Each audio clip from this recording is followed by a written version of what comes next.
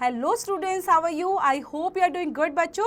So today we are going to start new chapter, new topic which is related to direct and indirect objects. So let's get started students. The action indicated by many dynamic verbs often requires the help of other words to be complete. Look at the following three examples. यहाँ पर दिए गए बच्चों. He fell, I opened the door, she presented her teacher a bouquet. Each of the three verbs fall, open and presents denotes an action. क्योंकि actions को denote कर रहे हैं बच्चों यहाँ पर. In the first sentence, the verb fall does not need an object to convey the fulfilled meaning of its action. In the second sentence, the verb open needs the help of an object. Something has to be opened.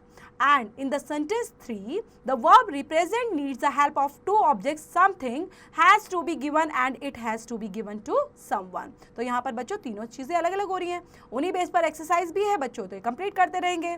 So next है बच्चों, यहाँ पर हमें दिया गया है placement of direct and indirect objects के बारे में.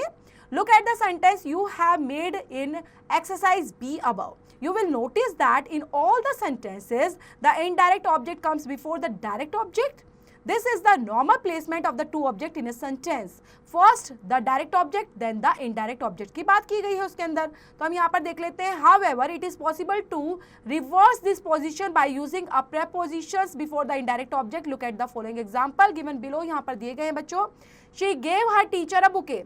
She gave a bouquet to her teacher. आप यूज कर सकते हो. तो यहाँ पर क्या दिखा है बच्चों? Using the prepositions to before the indirect object से पहले यूज किया गया है. Mother baked me an apple pie last Sunday. Mother baked an apple pie for me last Sunday. Using the preposition for because the indirect objects के लिए use किया गया है. तो यहाँ पर बच्चों साइड में दिया गया है कुछ preposition से related. The use of the prepositions to and for does not go with all the verbs that take two objects. Given below are a few examples. The library fined me 50 rupees. Then incorrect क्या रहेगा बच्चों इसके अंदर? The library fined 50 rupees to me. Incorrect रहने वाला है the library fined 50 rupees for me. Then the reference allowed the players one more shoot. Incorrect, the referee allowed one more shot for the player.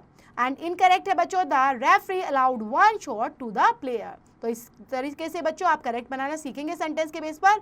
और exercise भी दी गई है बच्चों chapter से related, तो ये भी कंप्लीट करेंगे खुद से.